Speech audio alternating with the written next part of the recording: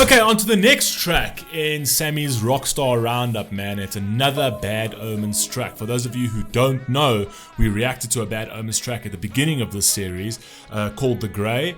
That was fire. One of my favorite tracks of the series was that. So if you want to go right up to the beginning and listen to that again, we'll listen to it, because you haven't listened to it again. I'm asking you to go and listen to it for the first time. So if you want to do that, trust me, go and do that, because it's absolutely epic. This one over here is called The Death of Peace of Mind. Never heard this one before, but yeah, so far the series has been absolutely epic. Really have enjoyed it. It's just been such a pleasure listening to every single track over here. It feels like I'm just in like a great playlist at the moment, and we're just riding through a really great playlist. The only thing that's missing is like a cigar and a whiskey. That's all that's missing. But we're going to keep it professional. We don't do that stuff on camera. So let's rock and roll. For those of you who are interested, almost had a break over there. For those of you who are interested in the custom series products, I'm leaving the link down in the pinned comments. Let's rock and roll. Let's see what we've done.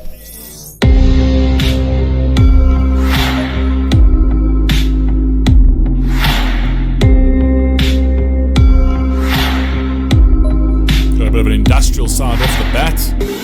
I made another mistake. Thought I could change, thought I could make it out. Promises break, need to hear you say you're gonna keep it. I miss the way you say my name, the way you bend, the way you break. You make up running down your face, the way you touch, the way you taste. Bad. I love this fucking band. There's something about their sound that just absolutely gets me. And there's something about his voice, though. He sounds like Ollie Sykes for some odd reason. It's fire. It's already off the bat. This is fire. The way you say my name, the way you bend, the way you break. You make up running down your face, the way you touch, the way you taste. When the curtains call the time, will we both go home alive? It wasn't hard to realize love's the death of peace of mind. Oh, it wasn't hard to realize that love's death of peace of mind. Oh my god. So yes, like when you're in like absolutely obsessively in love, right? And when all of that falls apart and you feel like you've let each other down and it all collapses, and then like you don't have that peace of mind, it just sits there and it nags at you, right? It can literally absolutely eat away. It can drive you to absolute insanity. Fire. Will we both go home alive? It wasn't hard to realize love's the death of peace of mind. You're in the world that I made with crosses and frames hanging upside down. Forget insane, I took everything. Fire. You're in the walls that are made with crosses and frames hanging upside down. Oh my god, that is fucking fire. You're in the wall. So literally he's already saying that I was guarded, right? So I did put walls in front of me, but you are in the walls and you're hanging upside down, which means that it's like everything was like chaotic to a certain degree.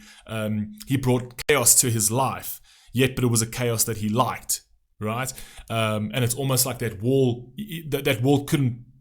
couldn't hold it. Like, you know, he tried to stay guarded, but he couldn't really stay guarded, because as much as he tried to keep her at arm's length so that he couldn't get hurt, he did have the idea of her already on the other side of the wall, right?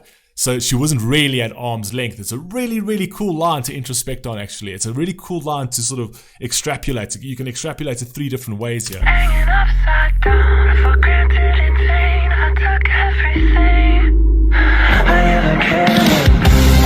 I miss the way you say my name, the way you bend, the way you break. You make up running down your face, the way you fuck, the way you taste. When the curtains call the time, will we both go home alive? It wasn't hard to realize love's the death of peace. love the fucking way he says that when the curtains call the time, we will both go home alive, right? So when the curtains call the time is almost as like this love affair and this love life has been playing out in the public, right? So playing out on stage in the public, right? That everyone can see. So when the curtains call the time, so when we actually now have to face backstage, right? Because everything was a facade.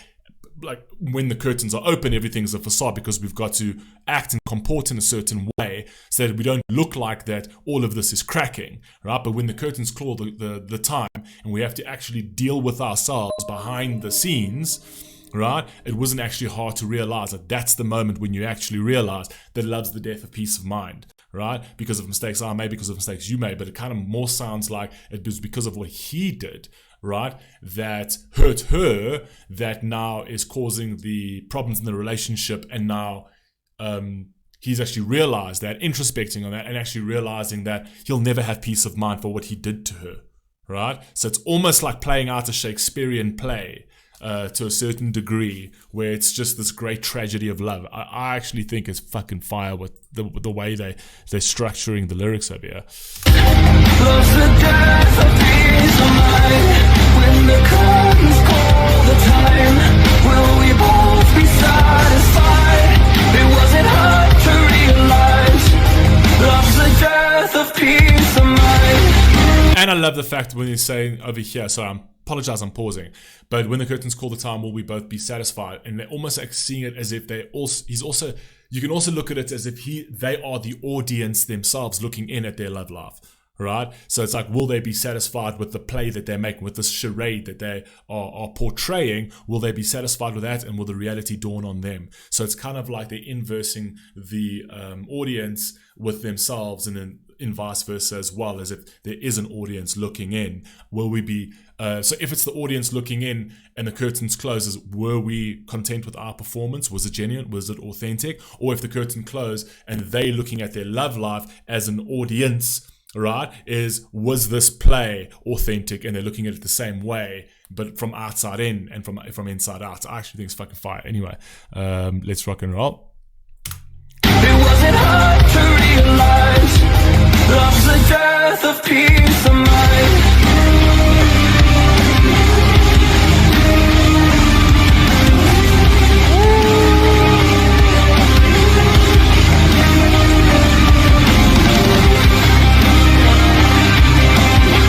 Fuck the instrumentation. This is so much fire. Oh my god, this is such a fucking cool track.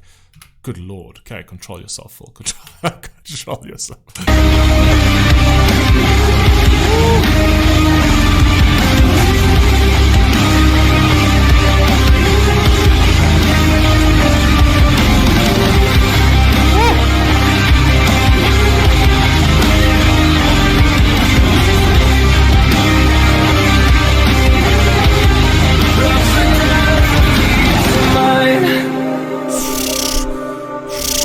Oh, thank God, there's still more. I thought it was ending.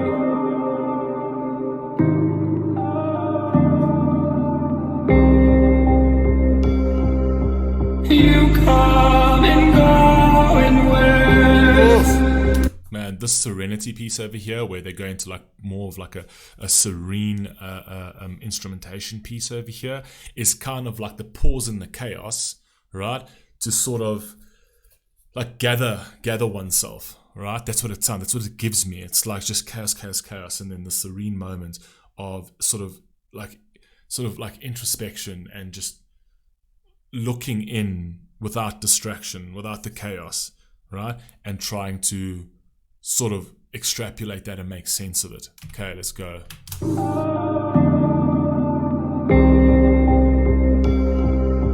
You come and go in waves,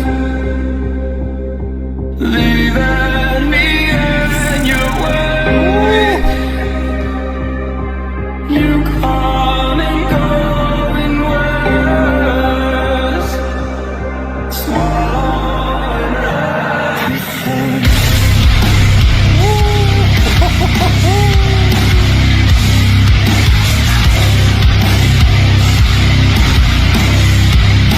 This is the case. You see what I'm talking about in terms of like the serenity part over there, where he's thought about it and then it goes into the anger. Do you know what I mean? So it goes into the anger, and it goes into the not having the peace of mind. Come on, man. Oh, this track is so much fire. I think, honestly, Bad Omens has fucking won the show on this series completely. It's all been so good, but Bad Omens have been the standouts. Bad Omens have been the standout. Both tracks have been fucking epic. Both. Go back.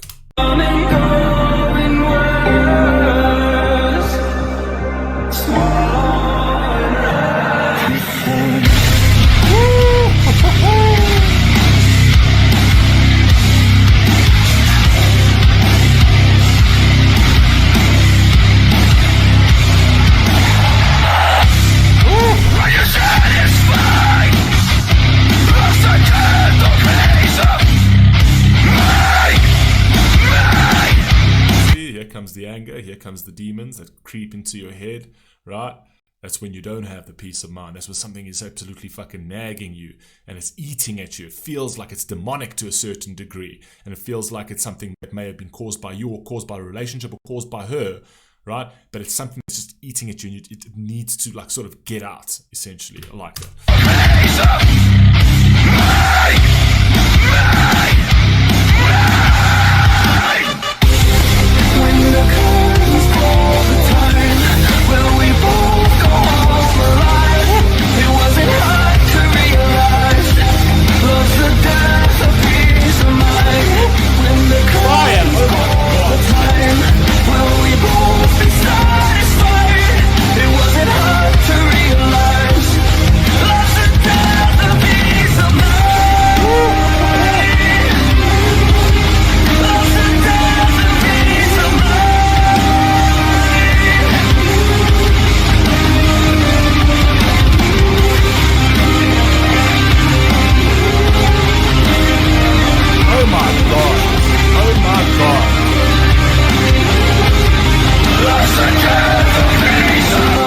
Absolute heater. Oh good god, what a fucking track. Jeez, this track was fire. This track was so hot. Good lord, Bad Omens, Bad Omens, Bad Omens absolutely killed it. Killed it. Bad Omens, the two Bad Omens tracks in this series have been the absolute standouts. I'd literally put them right at the top as 1 and 2, and I can't even tell you which one I would say is first and second. I'd probably say this is first and the Grey is second, and I'd be doing the Grey a complete injustice by saying that, but 100% the two best tracks of this series so far, and everything's been good, but this has been the two best. You guys let me know if you think the same, and yeah, I'll catch you in the next one. Peace.